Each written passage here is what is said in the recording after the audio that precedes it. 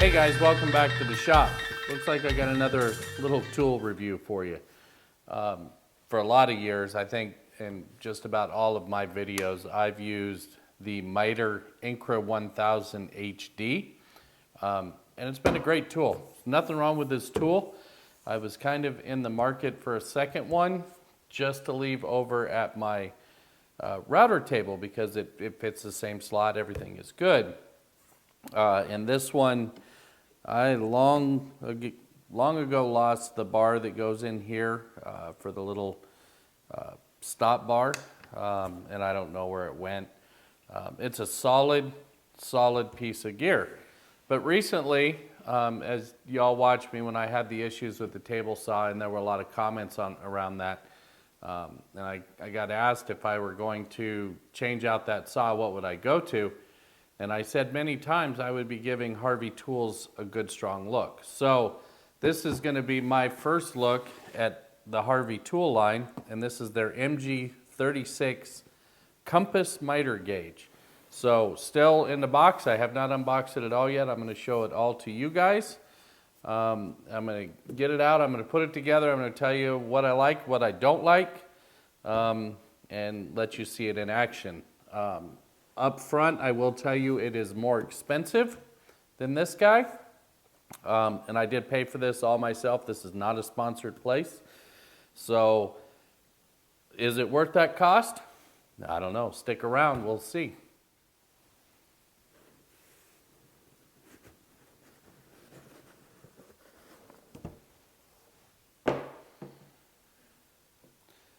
Well, they certainly packaged it nicely.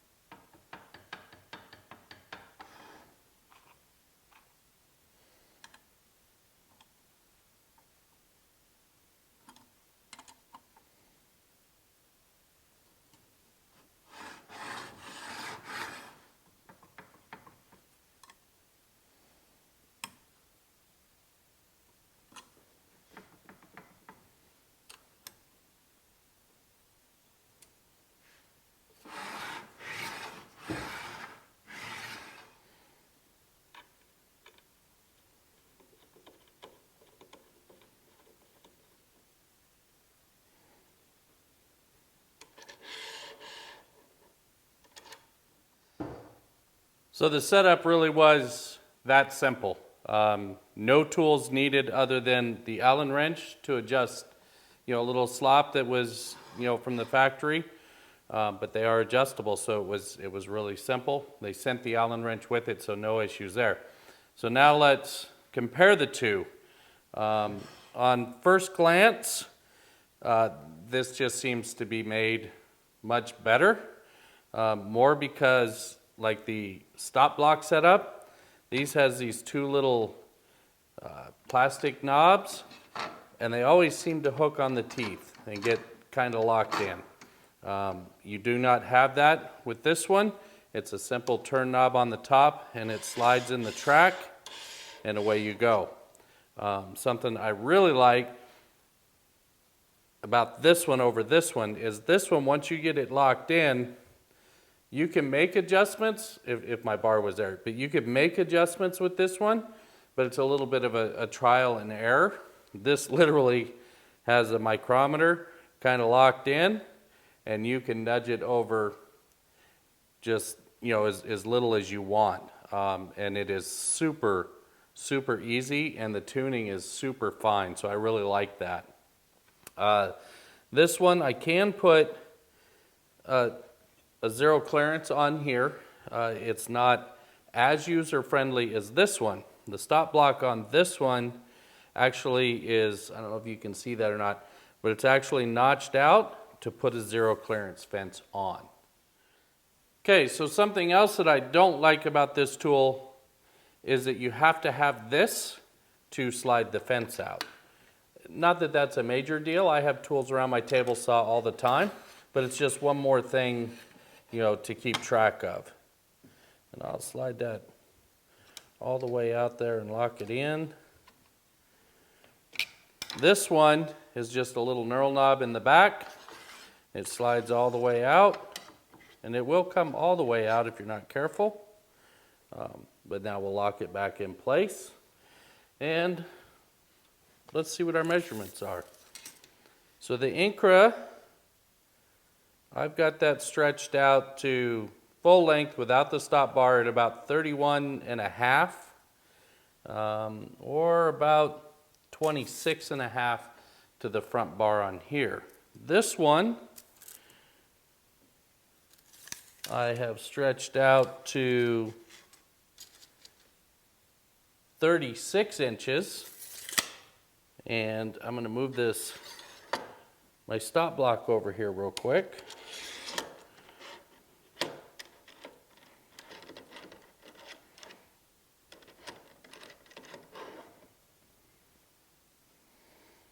And we'll put it down. And now I'll send it back out.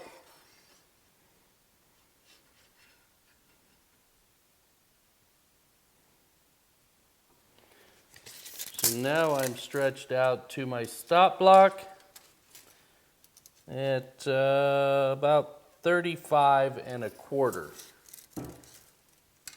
So this one I'm getting 26.5 to the front, and this one is at 35.25. So I do get a lot more reach out of it and still have the adjustability on the stop block. Okay, I've set them both up in separate miter slots just so we can look at the back side of them and compare them. The Incra version, of course, has the little indents. So you loosen that knob, pull that back, loosen the handle, and then you can rotate it to where you want. Let's say we want to go to 45 degrees. And I find that little tooth, make sure I'm zeroed, lock it in, and we're good to go. Obviously I have to adjust the fence. The compass has a positive stop at that 45, so I loosen the handle, push, and it locks in at 45.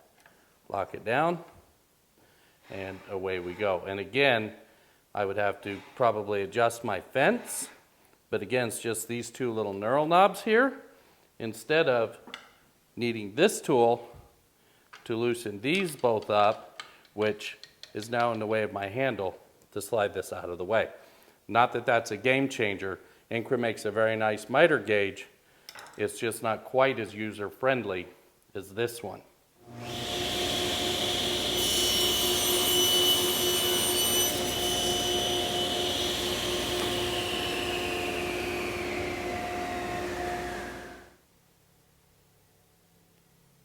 And there you can see right out of the box and on initial setup. So I'm going to try to make this so it's easy to see. But I'm going to go ahead and move that board away, not that far, like I'm trying to dial in the stop.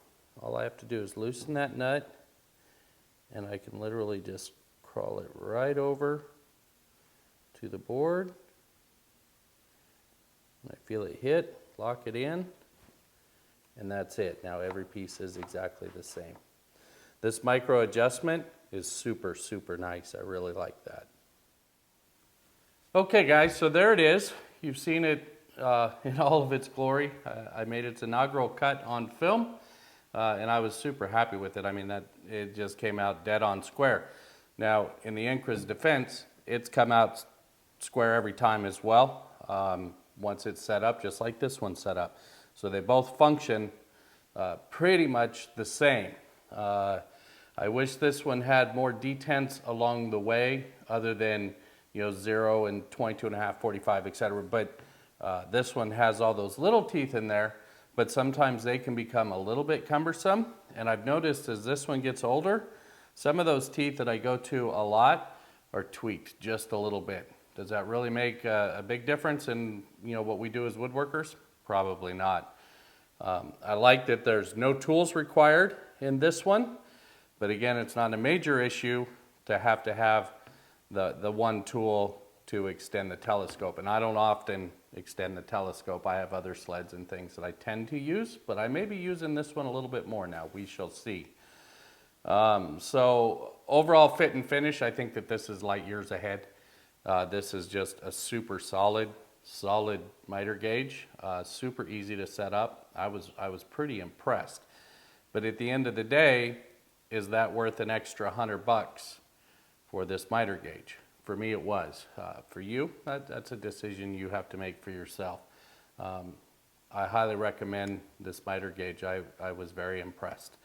So that's going to wrap it up for this one, guys. I hope you got something out of it. If you have any questions, let me know. I'll leave a link to Harvey Tools down in the show notes, and as well all my other sites and whatnot are in there. Fantastic. Oh, I will add, shipping was amazing. This only took just a few days to get here. It shipped out of California, I believe. And they sent me notices every step of the way. They even told me when it was delivered. Obviously, I got that notification from the shipper, but Harvey Tools also reached out and sent me a note and told me it was shipped. So every step of the process was good, except for, maybe the money you had to put out to get it. But it's a fantastic tool. So that's going to wrap it up for this one, guys. If you have questions, shoot me a note, and I'll get them answered. And until next time, take care.